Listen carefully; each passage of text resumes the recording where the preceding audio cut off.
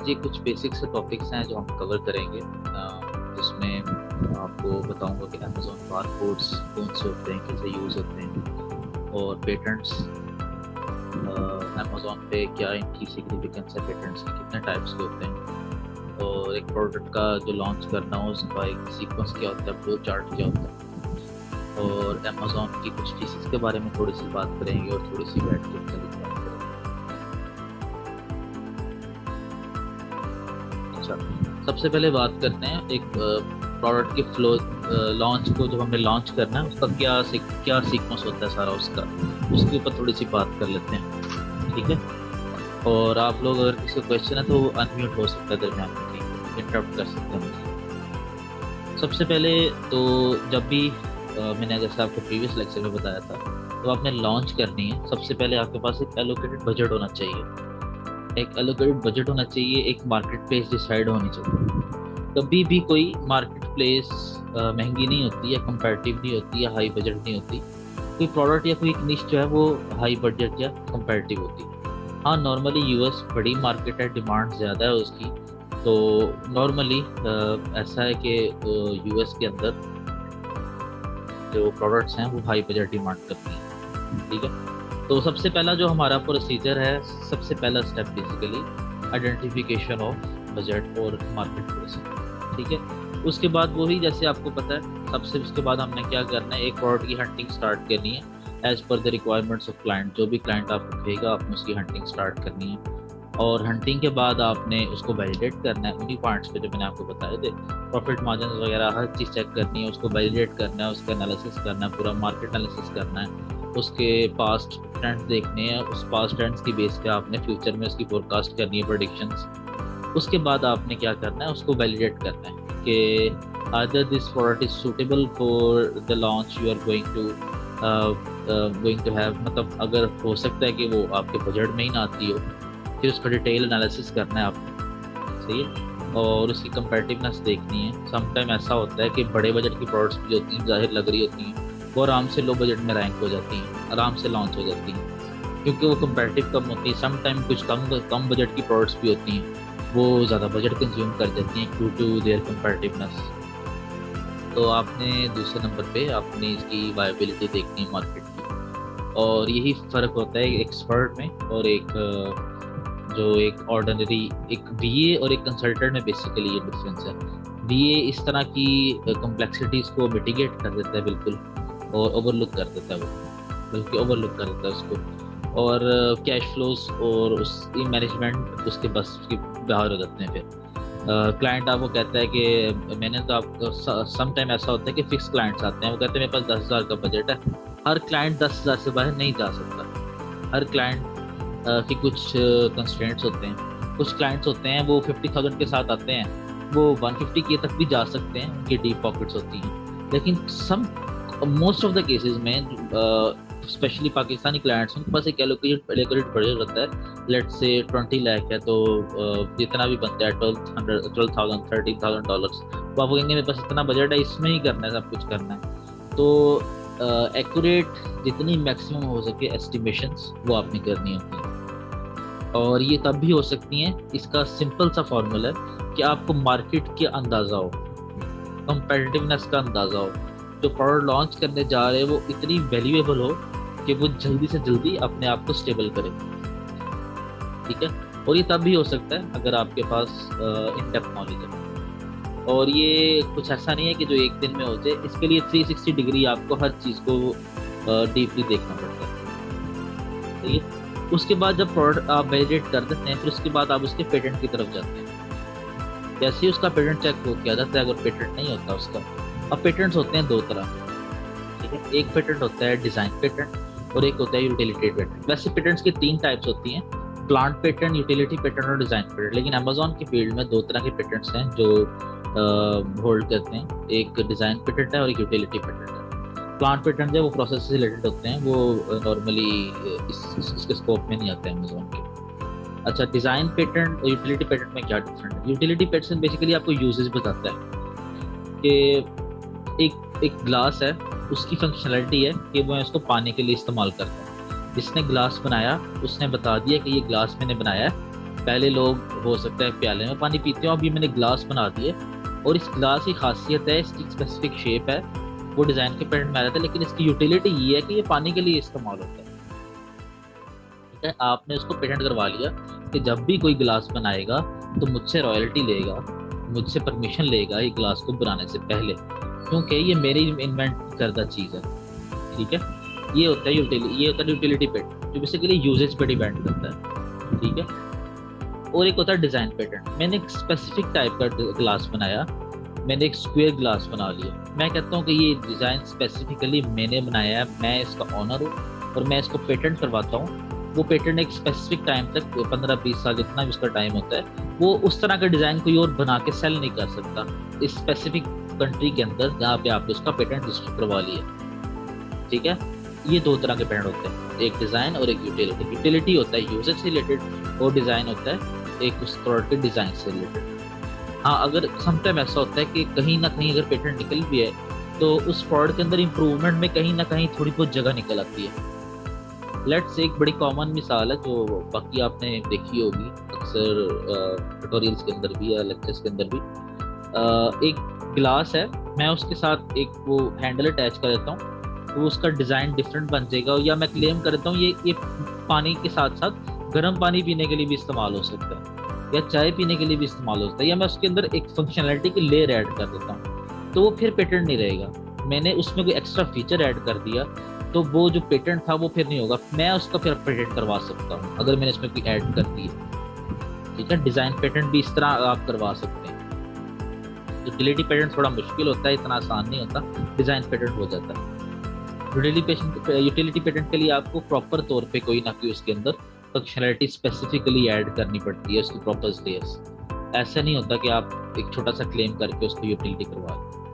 Design के अंदर भी आपको एक स्पेसिफिक चेंज लेके आना पड़ता है। डिज़ाइन के अंदर उसका टेक्सचर चेंज कर देंगे तो उस तरह डिफरेंट नहीं होता, आप प्रॉपर तरीके से कोई ना उसका डिज़ाइन चेंज करते हैं। आप लेट्स से कोई ओवल या कोई स्क्वायर ग्लास है, कोई स्क्वायर शेप का है, मैं उसको थोड़ा सर्कुलर बना देता हूँ, थोड़ा चेंज कर देता हूँ, तो मैं इसको पेटेंट करवा सकता हूँ, डिज़ाइन पेटेंट। और नॉर्मली जो लोग ऐसे ही करते हैं वो डिज़ाइन पेटेंट करवा के डिज़ाइन में चेंजेस करके अब जाते हैं, क्योंकि वक्त के साथ साथ मार्केट कंपेटिटिव होती जा रही है, मुश्किल होती जा रही है, तो हम अपनी यूनिकनेस को मेंटेन करने के लिए डिज़ाइन पेटेंट करवा के जाते हैं। अगर हमें स्कोप नज़र आए, वायबिलिटी नज़र आए उस प्रोडक्ट के अंदर तो फिर ही। ठीक है, ये बात होगी पेटेंट्स की। आपने पेटेंट किसी अच्छे प्रोफेशनल चेक करवाना है और बेहतर ये कि कम से कम 2 दफ़ा चेक करवाएं। डिज़ाइन पेटेंट खास तौर पे, बल्कि दोनों ही बहुत इंपॉर्टेंट है, आप उनको अच्छी तरह चेक करवाएं। और अगर पेटेंट नहीं निकलता तो फिर आगे फर्दर आप उस प्रोडक्ट के फिर फर्दर स्टेप पे लेके जाएं। फर्दर स्टेप ये होता है कि आप उसके प्रोडक्ट के अंदर कुछ ना कुछ एडिशनल प्रोवाइड करें अपने बायर को। आप अगर कॉपी करके जाएंगे डिज़ाइन तो why would someone by your product. अगर मैं एक पुराना सेलर हूँ, मेरे पास पहले से ही मैं एस्टेब्लिश हूँ, रिव्यूज़ हैं, मेरी प्राइस भी अच्छी होगी, और आप एक नए सेलर आते हैं, अनटिल अनलेस कि आप बहुत ही मेरे टक्कर की ऑफर लेके आएंगे मार्केट में, तो आपको मार्केट में वैल्यू मिलेगी, वरना आपको वैल्यू ही नहीं मिलेगी मार्केट में। ऑब्वियस सी बात है। या आप ऐसा हो सकता है मैं 10 डॉलर की बेच रहा हूँ, आप 8 डॉलर में बेचना शुरू कर दें, फिर आप कुछ ट्रैफिक का जो पोर्शन है वो आप अपनी तरफ लेके जाना शुरू कर देंगे। लेकिन वो प्राइस की बेस पे ज़्यादा देर सस्टेनेबली मुश्किल हो जाती है, क्योंकि आप कितनी देर तक सस्टेन कर सकेंगे प्राइस की बेस पे। हो सकता है कल को आपसे बेहतर कोई प्राइस में आ जाए, मार्केट आपसे बेहतर सोर्सिंग करके आ जाए, तो बेहतर यही होता है कि अच्छी वैल्यू एडिशन करके वो प्रोवाइड की जाए, यूनिकनेस के साथ जाया जाए मार्केट में। वो भी रिप्लेसेबल होती है लेकिन उसकी सस्टेनेबिलिटी ज़्यादा होती है। ठीक है, अच्छा, जब आपने वैल्यू एडिशन कर दी उसके बाद आपने उसको अच्छी तरह किसी प्लेटफॉर्म से आपने उसको टेस्ट करना है, स्प्लिट टेस्टिंग करनी है, उसकी A/B टेस्टिंग इसको कहते हैं। US में पिकफू यूज़ होती है एक वेबसाइट, और UK में ऐसा कोई अच्छे प्लेटफॉर्म्स नहीं है। स्प्लिटली यूज़ होता है कि इसको भी US के लिए, I am not sure. Mainly आपने UK की भी करनी है और पिकफू से कर सकते हैं। जब आपने डिज़ाइन अपना कुछ सेट कर लिया तो आप पिकफू से उसको वैलिडेट करें। पिकफू एक प्लेटफॉर्म है जहाँ पे जाके आप वहाँ पे पहले से ऑडियंस मौजूद है, आप ऑडियंस को अपनी प्रोडक्ट दिखाते हैं, और जो आपका जो कंपेटिटर है उसका प्रोडक्ट दिखाते हैं, आप उसको बताते हैं कि 2 प्रोडक्ट हैं, आपको इसमें से कौन सी पसंद है। आप बायर्स को पूछते हैं, उनको प्राइस बताते हैं, उनको डायनामिक्स बताते हैं सारे, और आप उनसे पूछते हैं कि आपको कौन सी अच्छी लग रही है इनमें से। वो एक सेलेक्ट करते हैं। अगर आपको वोटेज अच्छी मिलती है, उसमें मोर देन 50% मिलती है, तो इट मीन्स कि आपका डिज़ाइन जो आपका वैलिडेशन है वो अच्छा है, उससे वैलिडेशन हो जाती है इस चीज़ की। तो फिर आप उसको फर्दर प्रोसीड कर सकते हैं डिज़ाइन को। ठीक है, ये बात होगी जो अभी मैं बात कर रहा हूँ एक लाइफ साइकिल जो प्रोडक्ट का। उसके बाद आपने जाना है उसकी सोर्सिंग की तरफ। सोर्सिंग आप उसकी करेंगे अलीबाबा से करेंगे, 1688 से। नॉर्मली यही 2 अच्छे प्लेटफॉर्म हैं जहाँ पे अच्छी प्राइसेस मिलती हैं। आप उनको सोर्स करेंगे, कोशिश करेंगे मल्टीपल सप्लायर्स, आप 2 सप्लायर्स तक तो लाजमी आपके पास हो। एक सप्लायर होगा, हो सकता है कल को वो आपको महंगी प्राइस ऑफर करने लग जाए, तो आपके पास बैकअप मौजूद हो। आप उसको फिर उसके बाद आप उससे उसके बाद एक फिर ये भी होता है कि जब हम मार्केट एनालिसिस कर रहे होते हैं, तो अक्सर डिज़ाइन सिलेक्शन में ही आती है बात। जब इसमें आपको बताया, हम कंपेटिटर्स के सैंपल्स भी ऑर्डर करते हैं उनकी क्वालिटी देखने के लिए, उनकी पैकेजिंग देखने के लिए, उनकी हर चीज़ को बारीकी से देखने के लिए, क्योंकि उनको देखेंगे तो फिर उस प्रोडक्ट के अंदर की वैलिडेशन कर सकेंगे। हम सैंपल्स भी ऑर्डर कर देते हैं उनके, ये सब टेस्टिंग से पहले की बात है। उसके सैंपल्स ऑर्डर कर दें, फिर आप अलीबाबा के ऊपर जाएँ, वहाँ पे सोर्स करें उसको, सोर्सिंग में देखें कैसे करना है, वहाँ से मैन्युफैक्चर फाइनल करें 2-3, उसमें उनसे सैंपल्स बनवा के सैंपल्स कॉल करें और अपने सैंपल्स को कंपेयर करें कंपैटिटर्स के साथ। और अच्छे सैंपल्स अगर आपको लग रहा है कि स्टैंड करेंगे, तो फिर आप उसका बल्क में ऑर्डर प्लेस कर दें। बल्क में ऑर्डर प्लेस कर दें, मीनवाइल जो आप सैंपल सेट करेंगे उसकी इमेजेस वगैरह और अपनी लिस्टिंग की तैयारी शुरू कर दें, तो उसके कंटेंट की राइटिंग और सारी चीज़ें शुरू कर दें आप। ठीक है, कंटेंट कैसे लिखना है और इमेजेस कैसे होने चाहिए, एबीसी कैसा होना चाहिए, that is a separate topic, वो फिर हम उस पर देख लेंगे जब आगे प्रोसीड करेंगे।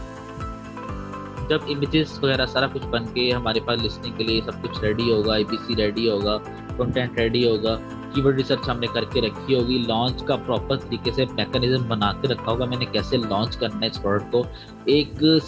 एक अच्छा सेलर हमेशा एक प्रोडक्ट को लॉन्च के पर्सपेक्टिव से देखता है कि मैंने इस प्रोडक्ट को लॉन्च करना है, तो मैंने इस प्रोडक्ट को लॉन्च किस तरह मैं करूँगा, कौन सी स्ट्रेटजी अपनाऊँगा, मैं कितने, अगर मुझे गिवअवे की कहीं ज़रूरत पड़ती है तो मैं कितने करूँगा, ये आपने पहले से तैयारी करके रखनी है। मुझे कीवर्ड्स कौन से पहले टारगेट करने हैं, अब मार्केट में गैप कहाँ पे है, मेरी प्रोडक्ट किन कीवर्ड्स के अगेंस्ट ज़्यादा सूटेबल है, किस कैटेगरी में सूटेबल है, हर तरह की तैयारी आपने करके रखनी है। जैसे ही बल्क ऑर्डर प्लेस होगा, आप उस पर शिप फाइनल हो जाएगा, पेमेंट करके आप उस पर शिप कर दें आगे। 30% पेमेंट होती है गैस अलीबाबा में स्टार्ट में, तो वो देख लेंगे, मैं आपको एग्जैक्ट फिगर बता दूँगा। तो आप बाकी पेमेंट करके और आप उसको शिप कर दें जहाँ भी आपकी मार्केट प्लेस है। जैसे शिपमेंट वाली हो, ऑब्वियसली इसमें अब 2 तरीके हैं। जब आपने शिपमेंट करनी है उससे पहले आपको FNSKU लेबल चाहिए होते हैं, आइटम लेबल चाहिए होते हैं। उस वक्त आप अपनी लिस्टिंग बना लें। अपनी लिस्टिंग बना के जो आपकी लॉन्च डेट है ना, वो जब आपकी लॉन्च एक्सपेक्टेड है ना, उसके 1 महीना बाद ही डाल दें आप, यानी सेफ साइड। लेट से आपकी लिस्टिंग आज आपने बनाई है, लेट से आज 30 है, तो मुझे अंदाज़े के मुताबिक मैं सितंबर में लॉन्च कर दूंगा, तो मैं अपनी डेट जो है ना वो अक्टूबर नवंबर की डाल दूंगा लॉन्च की डेट, लिस्टिंग बना के छोड़ दूंगा। क्योंकि अमेज़न का क्लॉजर है जो वो लिस्टिंग को लॉन्च डेट से या रिलीज डेट से वो रीड करना शुरू कर देता है उसका कंटेंट सारा। ठीक है, हम उसको लॉन्च डेट को थोड़ा अवे रखेंगे, नवंबर में रखेंगे। जैसे ही हमारी प्रोडक्ट पहुंचेगी हम लॉन्च डेट को रीएडजस्ट कर लेंगे। ठीक है, क्योंकि हमें आइटम लेबल्स चाहिए होते हैं लगाने के लिए, इसलिए हमें लिस्टिंग पहले बनानी पड़ती है। हाँ, अगर आपने लिस्टिंग पहले नहीं बनानी तो उसका एक तरीका है कि आप बारकोड्स जो हैं वो आप मैन्युफैक्चर बारकोड यूज़ कर सकते हैं।